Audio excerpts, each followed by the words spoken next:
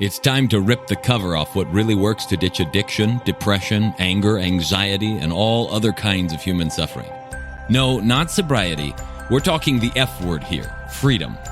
We'll share straight from the trenches what we've learned from leaving our own addictions behind and coaching hundreds of others to do the same. And since it's such a heavy topic, we might as well have a good time while we're at it.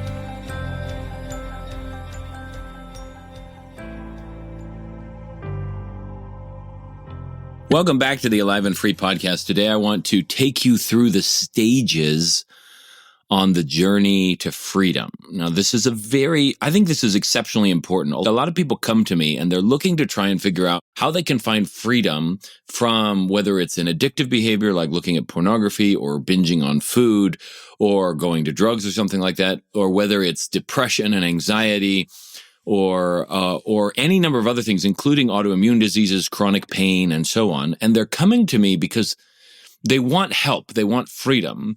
And I think it would be helpful because a lot of times along the way, they're like, well, how am I doing? Have I gotten it yet? And there's a lot of concern and worry because there isn't a roadmap in their mind about what it looks like, what the trip to freedom looks like, and where they might be along the way. A lot of people want a roadmap, and as best I can, I'd like to paint one for you today.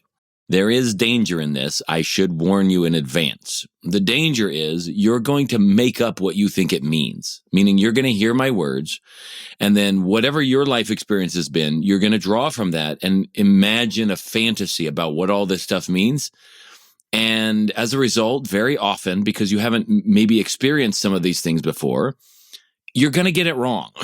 You're going to have an image that's like a vague pointer that you think is one thing. And then later on, when you realize it was something totally different, you go, oh, that's it. Oh, that's it. Okay, cool. I got it. So there is some danger in that. But I think it's worth the trip if I can paint it in good enough terms. The second danger of it is that it's too easy to turn this into a diagnosis. Oh, this is where I am on the trip. The reality is, as much as this is a little bit of a continuum, meaning, hey, I'm starting on one end at 0 and I'm going all the way to 5 or 10 or whatever the end goal is, freedom. Along the way, there are certain areas of your life where you are more free than in other areas. So even in one person, it's really hard to say, oh, well, you're here on this spectrum, because there may be some areas of your life where there is incredible freedom, whether it's financial freedom, whether it is emotional freedom, whether it's it has to do with freedom of ability in physical things or prowess, whether it's health and health freedom, or any number of other things, mental freedom, whatever it is. Along the way, you have a tremendous amount of freedom in some areas and other areas not. And so it's really easy to kind of miss the boat and think, okay, cool. Well, if I have that freedom here, that's where I am. And then as a result, we ignore the other places where we might still be stuck. So as I'm painting this picture for you, what I'm doing this for is to help you see how to figure out where you're at any given moment, not as a label, not as an identity, and not as a diagnosis. But when you're busy in the middle of searching for something or trying to find freedom, when you can look and see at what the markers are of what's going on in your life, you can figure out where you're at on this continuum, okay? So here we go. The journey to freedom, or the stages of freedom from anything, look a little bit like this from what I've seen in my experience. And again, there is some crossover, but the first stage is really that of being a victim. Right? These are people that have been lost, stuck, abused, traumatized, or whatever else, and they feel like life has it in for them, or God has it in for them, or people have it in for them, or that they were given a body that just won't work and they're a victim to that, or their circumstances just aren't the same and they're not the lucky ones, or whatever else it is. I have lived in this space many, many times in my life and felt often like a victim of things because I didn't realize what else was going on, and my level of freedom in that area was pretty much zilch to none. What is it that a person is craving when they're looking for freedom at this stage of the game? Well, they're looking for a savior. They're looking for someone to come along, generally speaking, and pick them up from their woes and deliver them some amount of money, or deliver them some amount of health or healing, or a listening ear, or a healing balm, or something of that nature. So people in stage one, people at the beginning of their journey to freedom, are people that have finally are fed up with their life, but they feel victimized, they feel powerless, they feel helpless. Often you will find this language inside of 12-step programs where people are saying, I am helpless to this, I am helpless to that. They're looking for some other power outside of themselves to save them. Now, there are some people that live their whole lives in this area, and I want to be sure that we're not sitting here thinking that these people are the lowest of the low, the bottom of the totem pole, or anything of that sort. Because people who truly, truly give themselves to this idea of a savior actually find the fastest leap all the way to freedom. That level of devotion, that level of willingness to no longer be in charge, to no longer be in control, to no longer be the one who calls the shots, to no longer anything, and to finally just accept the benevolence of some other being or some other person or some other circumstance. That kind of devotion is exceptionally powerful in a life, and it can be the quickest and most joyful way to freedom that I've ever experienced. And I'm still working on the whole devotional side of my life, and it isn't perhaps the strongest aspect of my sojourn on the planet, let's say, because I'm a little bit skeptical, and I've developed my mind so much that often it doesn't allow me to just give myself fully to something. And so I've had to go in another route, which is fine. It also works really well. So as I'm saying this, we're looking at people who are stuck in a place of victimhood, and they're looking for a savior. Now, a great many people live their whole lives in this area. They have no interest in changing. Now, what are some of the resources that these types of people go to? If we're talking about homeless people, they'll go to food banks, or they'll go to street corners and ask for help. If we're talking about people who are ill and whatnot, they'll constantly, sometimes often complain to their friends, looking for pity or compassion for somebody to come and do things for them. If we're looking at people who are struggling with addiction, for instance, they'll be in 12-step programs or other types of programs where they're looking for a counselor or a friend or someone to come and save them and bail them out of things. And they'll treat a lot of things like an emergency. I know I did a lot. And then they'll find that comfort in religion as well. Religion very much has this idea of a savior coming to help you, and there's nothing wrong with that. It's an exceptionally powerful thing if, unlike me most of the time, I have had moments of it for sure, many beautiful moments, but if you're able to really give yourself to it, that can be a really beautiful and powerful aspect of life. So that's one of the stages. And it's often what I would call the first stage of freedom, someone seeking freedom all the way. Now, even in religion, a person seeking to be saved by Jesus is still seeking to become like Jesus, meaning that they're also eventually, if they're going all the way down that path, seeking to become a person who can dispense freedom and not just receive freedom. And so there is more of a journey to take, and there is more development to take. The question is, are you going to suffer that? Well, most of us do. Sorry. Most of us are down on ourselves in some way, shape, or form, but there is more development nonetheless. Okay. So the first stage of really looking for freedom is that of a victim looking for a savior. Now, for many people, that gets old. Many people get fed up. They get tired. They see the emptiness in constantly looking at their surroundings and feeling powerless and feeling helpless. And so then they start running around looking for something different. Those people then move to the second phase that I would call. And that stage, they're looking for control. These are people looking for tools and tactics and techniques to be able to control specifically their circumstances and their feelings about things.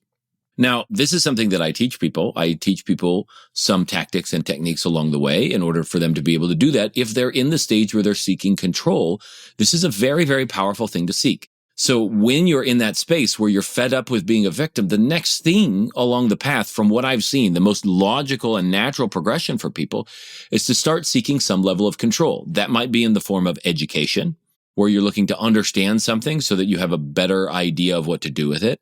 That might be in the form of actions and techniques or programs. If we're looking in business world, for instance, people look for scripts and templates and exact 1-2 sequences in order to do things. And they go talk to the gurus and they try and figure out what is the exact steps I need to take to do. Just tell me what to do and I'll go do these tactics.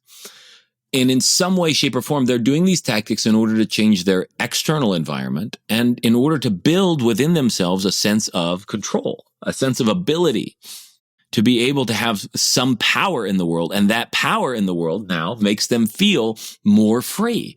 It gives more of a feeling of freedom. I know, for instance, that If I walk into a room and someone happens to show me some pornography or some pornographic image shows up, I know exactly what I can do to delete that from my mind. Likewise, I know that if I'm in a room where someone is upset or angry with me, I know exactly what I can do in order to dissipate the stress from my body so that I'm clear and open and able to function. That is a level of control. And within that comes a lot of freedom because I'm no longer affected as much by external circumstances. And now the freedom is starting to be generated from inside. Now, if you happen to be at this stage where you're looking for specific tactics, specific understanding, there is nothing wrong with that. That is a beautiful place to be. I spent a long time there searching all over the globe for specific tactics and techniques, and the ones that worked, the ones that didn't work. And I gathered them and I tweaked them and I adjusted them for me and for how it worked for me and all of that other jazz. But at a certain point, I realized just how empty that search was. And it had to come from a realization. If someone had told me, no, that's pointless. Don't go looking for tactics and techniques. That's not the way to freedom. I would have been like, what are you talking about? I don't know how to do this. So if you find yourself asking questions, but how do I? That means in some way, shape, or form, you're looking for control. You're looking for a tactic, a specific actionable item that allows you to change the circumstances. Now, when I saw the emptiness of that, it went along the lines of this. Holy cow. Sure, I can delete all the porn from my mind. I can clear out all of the emotions that I'm dealing with. I can actually get rid of depression when it shows up. But if this is it, if this is real freedom, that means for the rest of my life, I'm going to be continuing to fight off depression every time it comes. I'm going to be continuing to have to be afraid of something coming back when I don't know if it's going to come back or not. I'm going to have to continue just practicing this all the time. And there was a certain emptiness and a certain disappointment in that recognition. And so naturally, the next natural step for me, was to start looking for root causes and solutions that would affect change. I was no longer looking for control. I was looking for permanent, lasting change. That meant I had to give up some level of control because the person controlling it was the person I wanted to change. It was a little bit of a freaky moment. But it wasn't too freaky because it felt like just control on steroids, for instance. Sure, if I'm on the outside of the wheel of life, right, this is where I'm at in terms of freedom. On the outside of the wheel of life, one tiny movement like moves a ton, right? My circumstances are affecting me no matter what. I'm on the wheel and I'm bumping on all the rocks and all that other stuff. But if I start to move in toward the center and I start to move to the rim of the wheel instead of the tire itself, I'm no longer as affected by the rocks and the bumps on the side.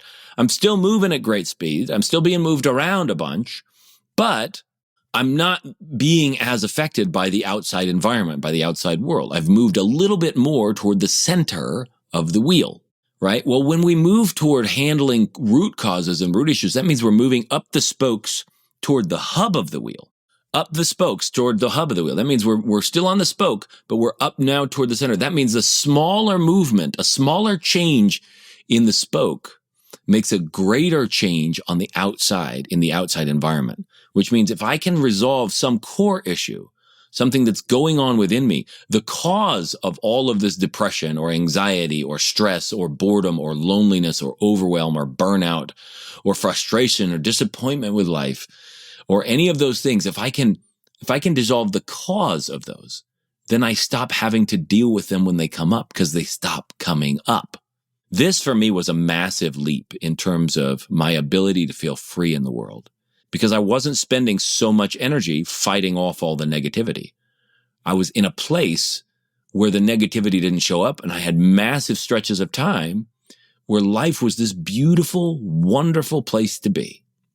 Now, a lot of people who live in this realm, there's, again, in every level of this, there are people that will stay their whole lives there. There's a lot of people that love the whole idea of control and will stay there, and there's nothing wrong with that.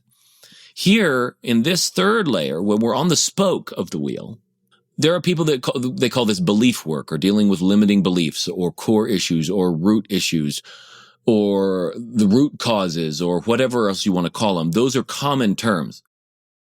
And it is like an intoxicating high when you discover a method like the one I created to literally take anything that has been controlling your life and your reactions and your emotions and dismantle it and dissolve it so that it doesn't return, then you're free of all those reactions. And it's like, wow, I just found the secret to the universe.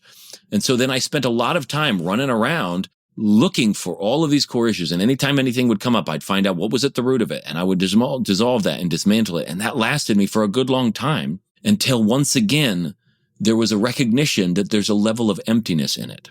Just as with the second level where I was seeking control and tactics and techniques and tools, at this level, I realized it doesn't matter how long I live.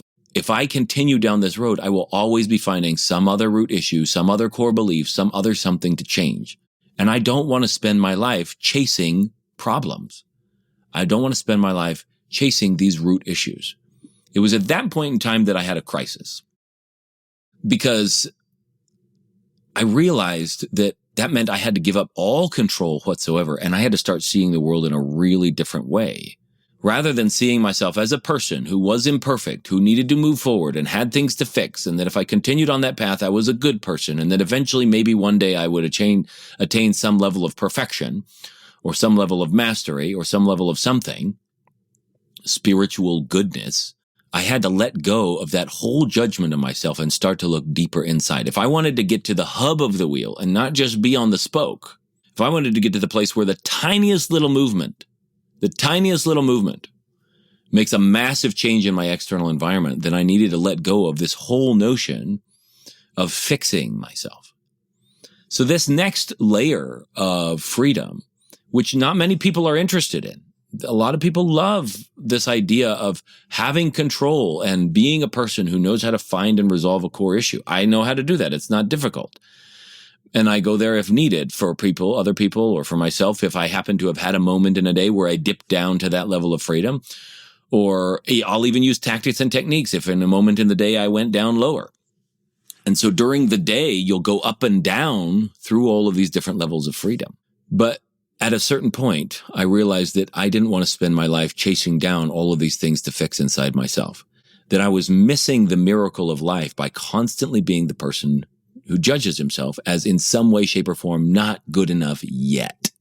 And I had been reading in scriptures and from all kinds of different traditions, not just Christian scriptures, even the Bhagavad Gita and other places where there's this sense that if you're busy judging something, then you're not in touch with reality. If you or someone you know is looking to drop the F-bomb of freedom in their life, whether that's from past trauma, depression, anxiety, addiction, or any other host of emotional and personal struggles, but they just don't know how or want some help doing it, head on over to thefreedomspecialist.com/feelbetternow and check out some of the things we've got in store for you, or book a call so we can look at your unique situation and get you the help that you're looking for. And as I sat down and I pondered what was going on, I realized that this chasing of perfection was totally misguided. That if I was chasing perfection, I wasn't in touch with reality. See, because when a tree is there, that tree, which tree in the world would you call perfect? All of them are perfectly trees. All of them are exactly as they were intended to be. And the only reason anybody would call a tree imperfect is if a human came along and decided they didn't like the way the tree was and wanted something different. And so they would call it imperfect or missing something, and then they would go and try to adjust it or just label it or whatnot. But that tree isn't just a tree. It started as a seed. What seed in the world would you call imperfect? Well, maybe you would say the seeds that don't grow, but how do we know which seeds are going to grow or not until we nourish them? And then when it starts to grow, it's a sprout. Is the sprout imperfect? And then when that goes, it now has a green shoot in it. Is the green shoot imperfect? And eventually that grows up and grows a branch, and then now it's a different shape. Is that perfect or imperfect? At every stage along the way, it is still that which it was created to be. Perfectly that which it was created to be. Complete and whole as such. Every tree will look a little bit different. Every tree will grow a little bit different. And yet all of them are perfectly exactly what they are. If I am willing to offer that to every species on the planet, whether it's a tree or an insect or a cheetah or a bird, whatever it is, if I'm willing to offer that acceptance to every other animal on the planet, why is it that I was busy saying that humans are imperfect. I had learned to call humans imperfect. It had been taught to me from the time I was a kid that we're all imperfect and we all need to get better and we all need to improve, but nobody really had any clue what that meant. There were a lot of vague ideals and ideas associated with it. But when I really looked with my own eyes, I just saw a bunch of human beings who were perfectly human beings taking actions and having thoughts that were making for a not so happy experience. But that doesn't mean that they were imperfect at all. And so I had to sit back and start to look at myself and see beyond all the judgments I had made over all those years and start to recognize that even though I was still a tree growing and would one day bear different types of fruit and all kinds of other stuff, at the moment, there was still nothing wrong with me, nothing imperfect, nothing to fix.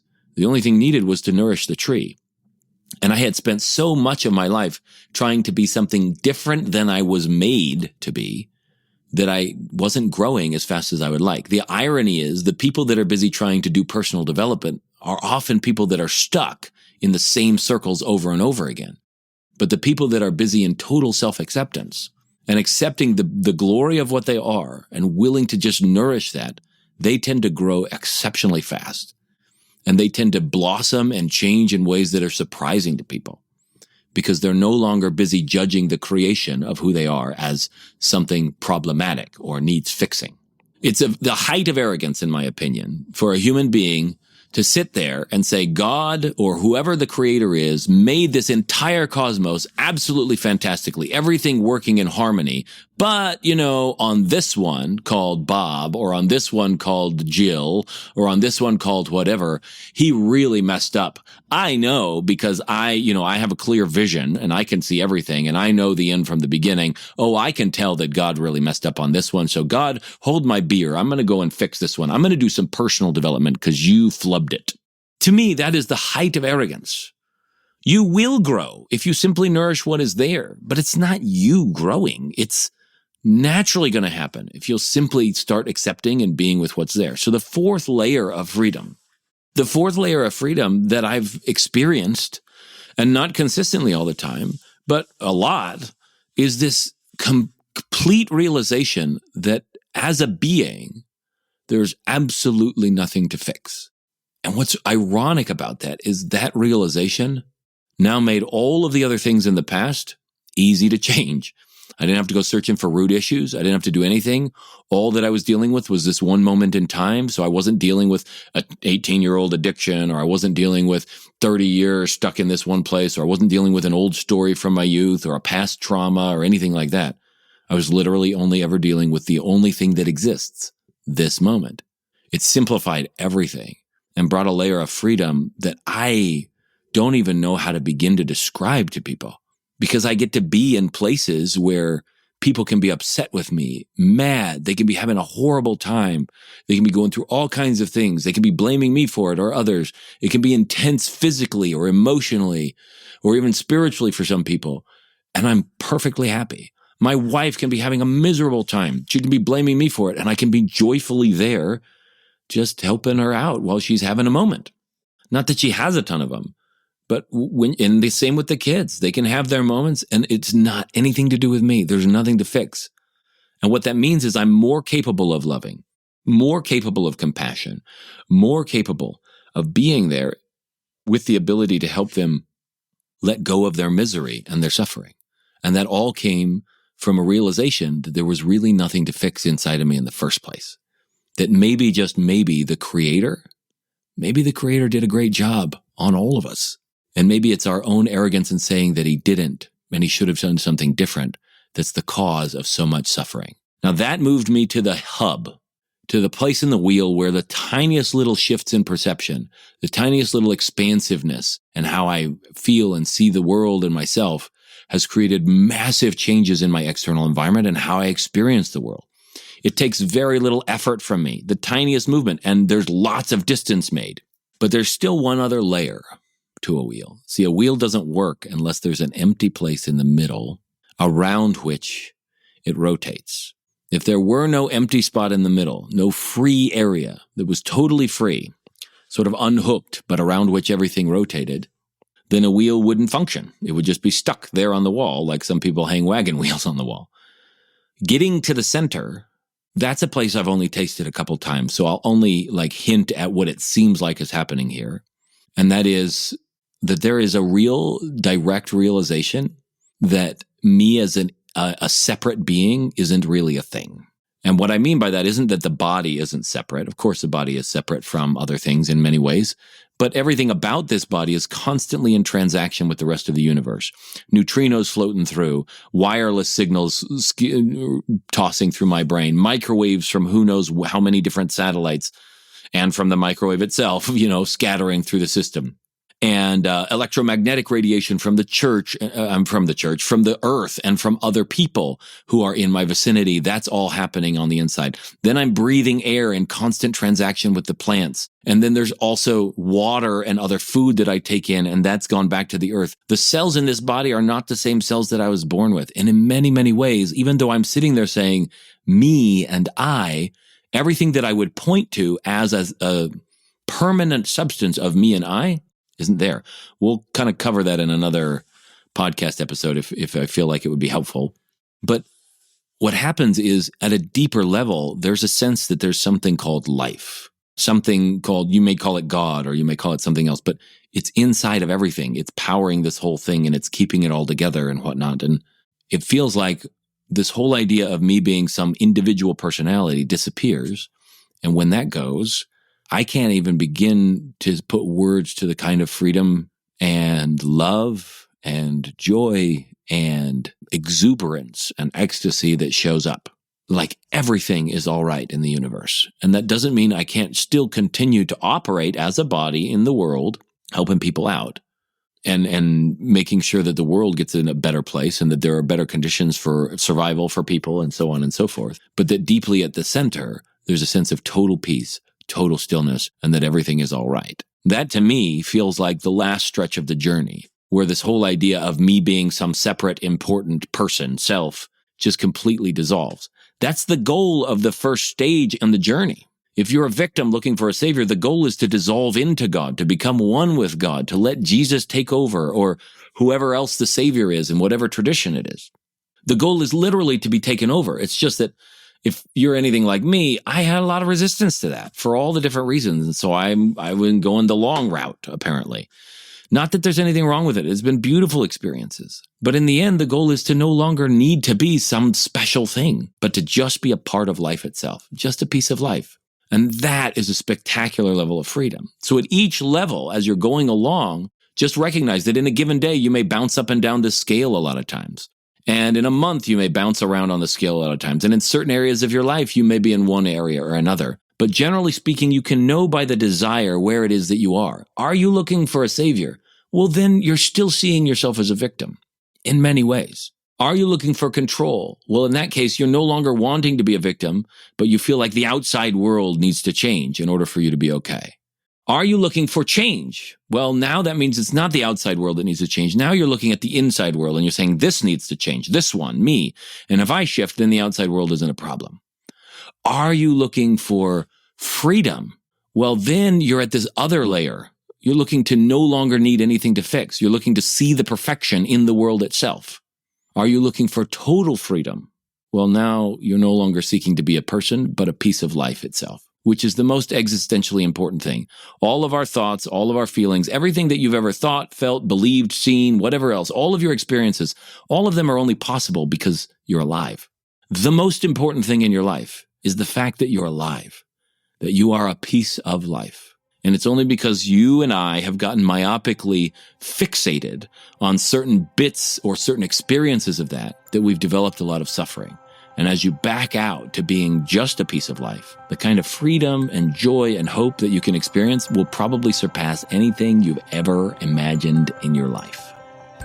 And that's it for today's Alive and Free podcast. If you enjoyed this show and want some more freedom bombs landing in your earbuds, subscribe right now at wherever you get your podcasts from. And while you're at it, give us a rating and a review. It'll help us keep delivering great stuff to you. Plus, it's just nice to be nice.